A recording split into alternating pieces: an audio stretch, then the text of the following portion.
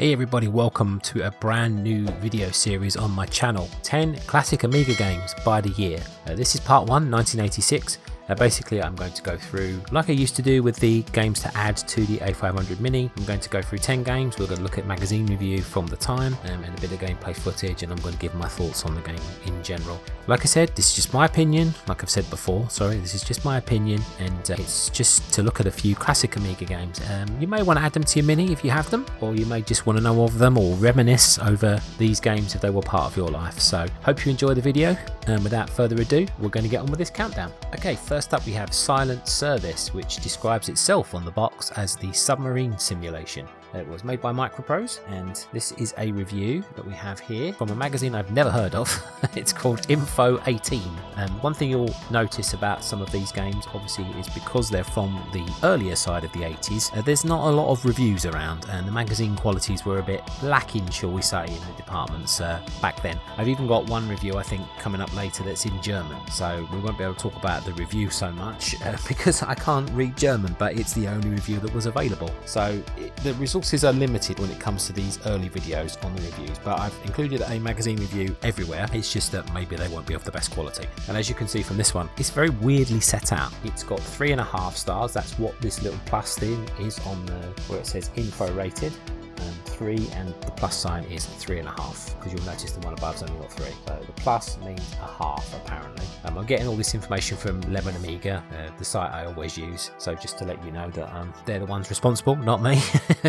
no, they're very good. They're very good. Let's read the review, because it's only a very, very short review, so I can actually read the whole lot. There's been quite a wait, but fans, at long last, Microprose Simulation fans have their first Amiga adaptation. This popular submarine simulation has been somewhat Amigatized, with the expected improvements in sound and graphics, as well as a rudimentary set of mouse and icon controls, with keyboard and joystick equivalents still operative if you prefer them. The artwork is pretty uninspired compared to stuff like compared to the stuff Psygnosis is doing, but hardcore strat sim buffs will probably never even notice. Personally, I'm saving myself a gunship, so there we go. So not the most glowing review, and obviously these games, they will get better as the years go on. We had a lot less to work with in the early days of the Commodore Amiga, so you will find that, you know, the 10 out of 10s and stuff like that, they'll come later. But obviously for this first couple of top 10s, we're probably going to be like, I wouldn't say scraping the bottom of the barrel, because that is like very derogatory, but you know what I'm saying. You're not going to see the Sensible Soccers and Cannon Fodders and all that sort of stuff, and the flashbacks.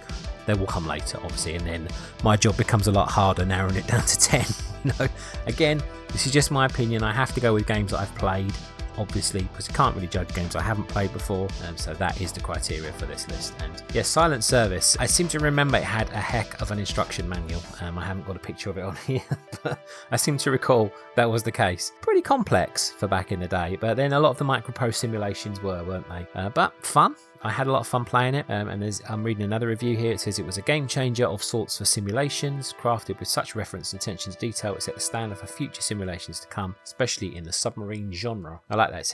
It set a high watermark, no pun intended. Yeah, that's very good. It's very good. But yes, this was good fun. Let me know in the comments if you've played it. You know, this is the sort of game I played a little bit back in the day, but not much, because let's face it, 1986, I turned 13 at the end of that year, so, you know, simulations, not really my bag. You know, I tried to play as many as I could. My dad used to buy a lot of them, flight simulators and stuff, so I had them and I played them, but hence that's why it's on this list. But let me know what you think if you've played a lot more of this than I have. It's a game I may revisit at some point on the Mini itself, but for now, it's on this list. 3.5 out of 5, it got rated back then. There was another review in German, so I didn't include that. That got 71%, so there you go. It's roughly the same, isn't it? You know, 3.5 out of 5 is 70%, so we're looking at about a 7 out of 10 game here. So again, we're not talking 10 out of 10 games, but I personally had fun with this, and I'm sure there's lots of you out there that did too. Okay, next up we have a game called Shanghai, which is basically a Mahjong game, if you're familiar with the game of Mahjong. This is the review that I had to put up. I put up 2 reviews on here, because the first one I found, the one in English, wasn't really much of a review. So I wanted to include the German one as well. So we've got the German one on the left, and we've got just a little bit on the right, just explaining a little bit about the game, because I think this is more describing puzzle games in general on the right side, so that's why I didn't want that to just be the only review we had.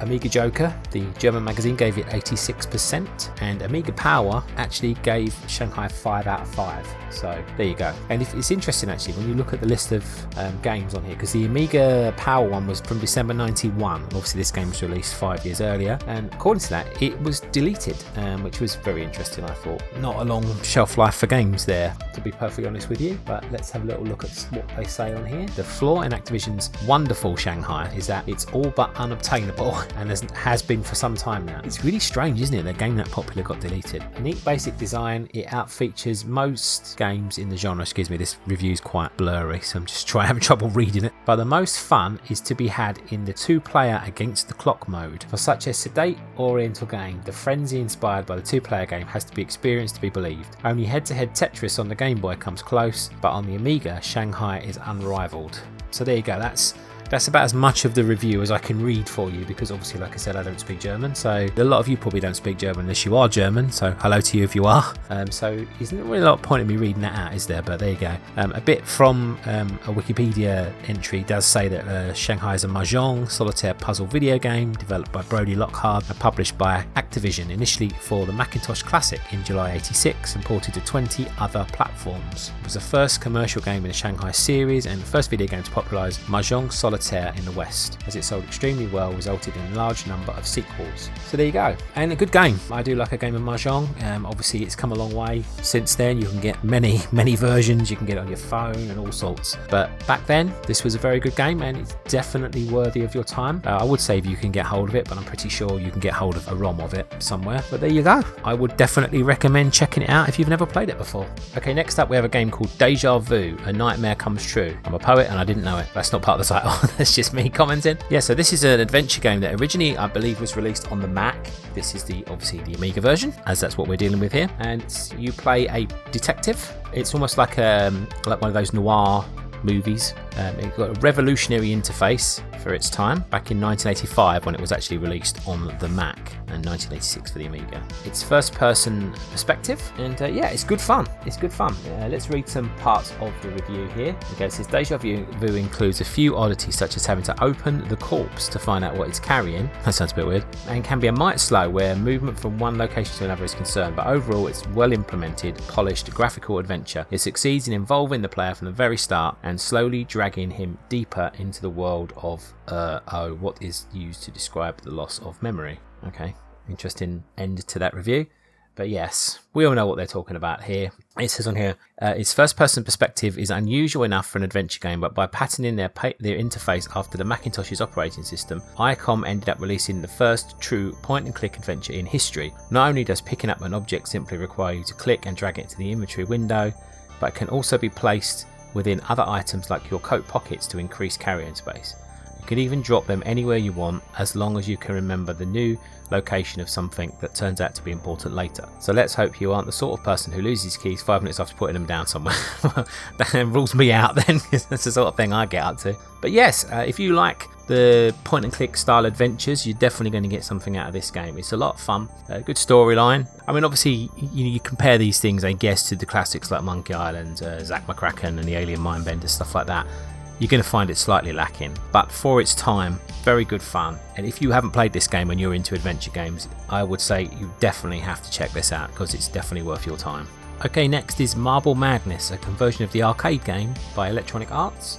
This review is actually from 2014 from a website, obviously, so it's not really from back in the day, so it kind of feels a bit like cheating in a sense, but it's not, because I have to include a review. I like to include screenshots of a review, and time to fess up on that one. I did have one again from Amiga Joker, which is the German magazine, but once again I just decided that it was probably easier to include something that I could actually read to you. If you want to search for that, you can search for that review. It scored only 64% from that one, which I think is a little bit harsh, to be fair, but I guess, you know, we all have our opinions on games, so that was theirs. But anyway, let's read something from the review here.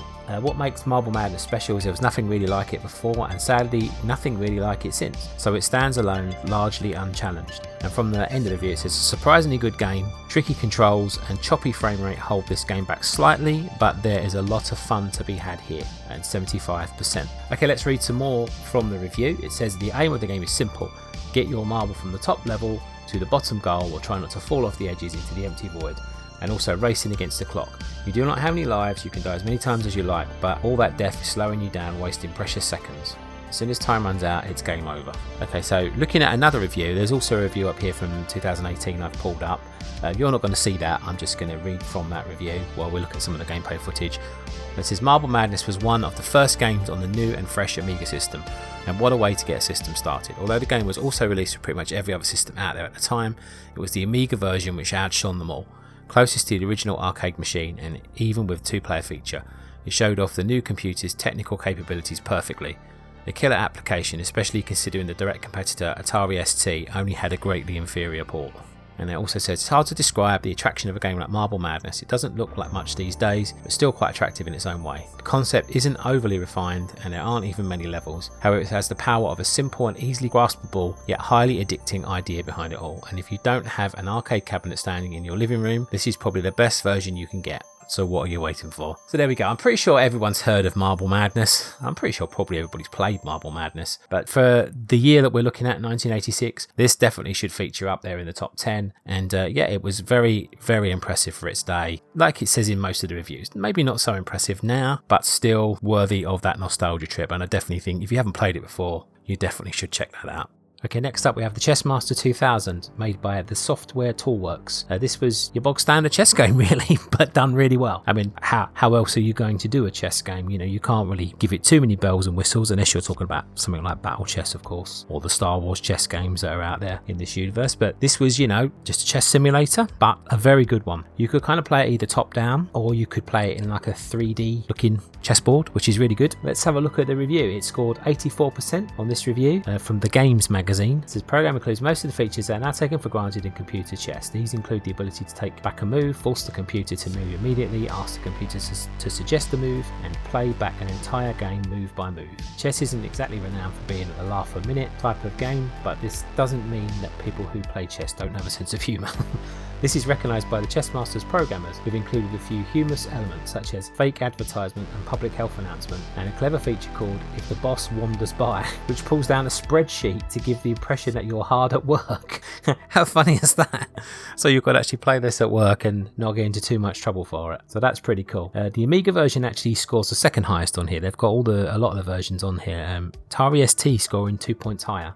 But this is what they said about the Amiga version. But while this version contains the greatest variety of options, some of them would appear to be almost totally useless, like being able to play with either metallic or wooden pieces. Why, for instance, would a player want to rotate the board by 90 degrees, and who needs a computer telling you in broken English that it's your move? Despite these slight problems, this is one of the most polished and playable versions of the range, combining a clear display and easy piece movement, and in brackets it's got a cursor hand appears to physically grip the piece, with a challenging and well structured game. So there you go. If you are into chess games, I'm sorry there's a bit of noise in the background, that's my cat, then yeah, this is definitely worth your time. It's a lot of fun, and as you can tell, the Amiga version is pretty much the best version out there. They've given 2 points more to the Atari ST, I'm not quite sure why, but we're not going to go into that because we are only covering Amiga games here. But definitely check this out, particularly if you've got an interest in chess, but even if you haven't and you think like I might like to give it a go, it's worth your time. Okay, next game on our list is Leaderboard. Now this should be familiar to anyone who's played a version of this. It's the same game basically as you'd get from years back. It's slightly different. It's more like World Class Leaderboard in the sense that, you know, it's more golf course looking. The original Leaderboard was a bit more like a fantasy golf in a way, where you were playing over like lots of water and on islands and stuff like that. This one's a little bit more like a proper golf course. It looks the part, it's very good. To me, I played a lot of Leaderboard on Commodore 64, first golf game I think we ever had. We might have had a few like more text-based golf games, but this was the best golf game of its time. Yeah, for the Commodore 64, for some reason, I found it more charming. I found it a better game than on the Amiga, which doesn't happen often. Obviously, you know, you usually think to yourself that the Amiga is going to have the superior game, but for me, the absolute pinnacle of golf games at that time was Leaderboard on a Commodore 64. That being said, this still plays a good game. Let's read what it says here. This magazine review I found here does compare like 3. So the Leaderboard game itself got 7 out of 10 overall. They actually rated Championship Golf higher, which I'm quite stunned at, to be honest with you, but there you go. But what they said about Leaderboard was, once loaded, Leaderboard gives you the choice of how many players will take part, between 1 and 4, what course you'll play, 1 from the 4 provided, and what level you want to play at, and provided with the minimalistic British packaging is comprehensive guide to both the game and 4 courses. And on the amateur level, where the ball is not affected by hook, swing or wind, is possible for even a total beginner to get around the course without too many mistakes. For anyone who's never played golf before, Leaderboard provides an excellent introduction. It's one of the most playable sports simulations yet, and even my golf mad dad found the game quite simple enough to spend a few hours fiddling with the mouse. In comparison with most games on the Amiga, the graphics are not spectacular, but they are good enough to reflect all the action, and it's most important. The sound too is uninspiring, but surprisingly the lack of audio-visual stimulation is not seem to distract much from the game's overall enjoyment level. So there you go. Anyone who's ever played Leaderboard, this plays a good game of it. I personally find the Commodore 64 version better. There might be people out there that grew up with the Spectrum version that love that more, or whatever version you played, but you can't go wrong with this one. It's still a classic game, and anyone who's played Leaderboard will know that. One of the best games of its time, definitely worthy of a place on this list. Okay, next game on the list is the Sentinel by Firebird, created by Jeff Crammond, who actually went on to create a lot of the Grand Prix games and a lot of 3D games basically, so you know what you're getting with this one. And it's a very complicated at first puzzle game, kind of, and it's good fun. It is really good fun, and it's got a good review here from Amiga Computing, which gave it 90%, so that's really good. I'll try and read what they say about the game. If you've never played it before, this might not make a lot of sense, but here we go. Sentinel consists of 10,000 landscapes, each containing a Sentinel and up to 6 Guardians whose life energy you must absorb before gaining access to another landscape. Each landscape is rather like a contoured, open plain chessboard with valleys, mountains and plateau on which trees abound. The key to the whole game is energy. The smallest unit of energy is a tree, boulders are worth 2 trees and Sentinels 3. Sentinels are like giant Oscars that slowly rotate on their elevated platforms. Whenever a Sentinel or Guardian turns to face you, it begins absorbing your energy randomly, redistributing it throughout the landscape in the form of trees. The only way you can absorb the energy of a Sentinel or Guardians is by reaching an elevated position in the landscape from which you can look down on its platform. You can only absorb an object's energy when you can see the square on which it stands, and you start on the lowest point of the landscape. So that may not make much sense to anybody who's ever played this game before, but it's very challenging, very intriguing, and yeah, for its time, I'd say pretty much ahead of its time. Back then, it was not like anything else that was available. Let's see if we can read the conclusion to this. If you've never experienced Sentinel, treat yourself to the nearest thing yet to the perfect game. Unless you're an out-and-out death merchant, you won't be disappointed. That's quite a statement there. And Amiga Computing, as you can see, gave it 90% overall. Sound 8, graphics 7, gameplay 10, and value 9. So there you have it. I would say if you've never played this game before, give it a go. You might be confused at first, but it's definitely worth your time, and definitely deserving of a place of the best games of 1986 without a shadow of a doubt. It's definitely right up there near the top. Okay, next up is The Bard's Tale, Tales of the Unknown, Volume 1, described here as one of the granddaddies of CRPGs, surprisingly satisfying and sophisticated CRPG in the vein of a Dungeons & Dragons game without explicitly using the Dungeons & Dragons license. It's the first CPRG to feature a bard as a main character. In the early stages of the game, almost feels like a hindrance to the hero, but as you progress through his game's musical powers become integral to the game experience. In the game, the town of Scarabray has been cursed by an evil wizard, Mangar the Dark, who casts a spell of eternal winter upon the town. With the power of his dark influence everywhere, all manner of monsters and evil folk are to be found almost everywhere you turn. It's up to you to form a party of adventurers to set things right, but it's not going to be easy. You're not only going to clear out the town, you have to explore sewers, several other dungeons to defeat Mangar and his hordes lie in wait everywhere. So there you go, that's the general gist. If you've ever played this style of game, then you'll know exactly how it goes. Probably this game made improvements with later releases like 2 and 3, but this is where it all began, and this is one of the first CRPG games, which obviously are so popular with, you know, we're in the year at the moment where Baldur's Gate 3 won Game of the Year, so, you know, it wasn't for me. I wanted Zelda to win personally, but like, Baldur's Gate 3 is still great though, don't get me wrong. So, you know, CRPGs are still going strong to this day, but back then they were sort of in their infancy, I guess you might say, and this is definitely a great example. And this is Amiga Computing magazine that we've got up on the screen. It's 4-page long review, so it's quite difficult to read, unfortunately, but I'll give you the gist of the report card. It got 6 out of 10 for storyline, 8 out of 10 for aura, which is a heck of a thing. 8 out of 10 for staying power. Actually got 7 out of 10 for aura, sorry. 8 out of 10 for staying power, 9 out of 10 for gameplay, 9 out of 10 for value, and 7 out of 10 for difficulty. Overall, 84%. Slightly more puzzles would enhance the appeal of this adventure. And also, someone's written on this review, which is a little bit strange as well, but you get the idea of what it used to be like to be a gamer in 1986, because at the end of this review it says, if you get really stuck, Electronic Arts Customer Service Department is happy to help on 0753 46465. It also provides a readable clue book, complete with all maps, for £5. So there you go, you didn't have the internet to rely on back in those days to finish a game like this. So it would have been a challenge, and yeah, you get a lot of gameplay out of this game because, you know, there's a lot of gameplay to it. And definitely, if you've never played the Bard's Tale games before, start with this one, and it will reward you greatly. Okay, next up we have a game called The Pawn, which was originally released in 1985 by Magnetic Scrolls, but it was a text-only adventure game. And in 1986 they made a deal with publishers Rainbird Software, and they released a graphical version. And this was a unique adventure where you would have the text on the screen, but you could drag down the graphics, so you could see a graphical representation, which was really cool. Back in the day, it seemed like the biggest, leap in technology ever. And we have a review here from Computer and Video Games magazine. If you were playing The Pawn, a text-only version of The Pawn, you could be forgiven for thinking that this was another Infocom adventure. It's not that Magnetic Scrolls have lifted Infocom's technique, they have developed a system of their own, in most respects is superior. Pawn has a rich plot devised by Rob Steggles, a philosophy student. There is painstaking detail in the text and a wonderful sense of humour throughout. And it is a very, very good game. If you like the graphical adventures, I mean, I grew up playing them on the Commodore 64.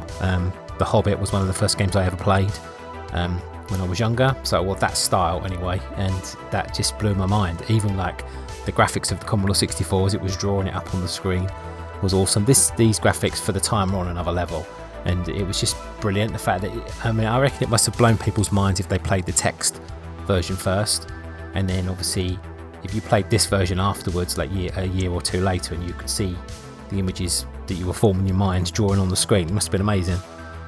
It says here, The Pawn is so good to compare it to the same category as many of the adventure games on the market is to do it a gross injustice. Good luck to Magnetic Scrolls and Rainbird in their bid to raise standards, they deserve it. It's given it vocab 10, atmosphere 10, personal 10. I don't quite know what personal means on that one, but as you can see, 10s across the board. And it's definitely a great game if you love text adventures, but this one obviously has a little bit more to it. You know, I said it in the style of sort of like a Hobbit or something, bit more advanced than that maybe, but definitely that style of game. Check this one out. It's one of the better ones out there, and it's definitely worthy of your time. And finally on this list, Defender of the Crown, probably the most famous game on this list amongst Amiga players. Everybody knows this one from Cinemaware, and the graphics were amazing for its time. Apps, well, every Cinemaware game set new standards, didn't it? Every one that seemed to come out seemed to set higher standards than the previous, even though you didn't think it could get much better. This game's set in England in 1149 in the Middle Ages. Following the death of the king, factions are fighting for territorial control. So let's have a look at the magazine I chose here, which is See You Amiga. Unfortunately, this was a review from 1991, so quite a while after the game was released, but there's not a lot of magazine reviews available online for this. There was one I found from an Australian magazine, but it was in black and white, didn't really do the graphics justice, so I just wanted to put this one up here, even though you've got gameplay going on, and I like to show you the pictures on the review as well. So I'm not going to read it all, just says here, choose between different champions who would have varying abilities in leadership, jousting, swordplay. What would a medieval romp be without a jousting tournament? Tarry no longer, the contest begins with the fanfare of trumpets and brightly coloured scenes straight out of a Hollywood epic. It's a tricky business as only a fatal blow to the centre of an opponent's shield will unhorse the cur. It says here there are not many areas which Defender of the Crown could be improved. It has great sounds, music including quaint medieval style tunes. The graphics are sophisticated with lush colours and visual effects. Perhaps more difficult and in-depth gameplay would have made this adventure one to play forever in merry old England. I like this from somebody who's commented on Lemon Amiga. It says in many aspects this game is brilliant. It should deserve the highest score possible. The game's not just strategy, but gives something much more deeper in terms of the story and events that occur during your gameplay.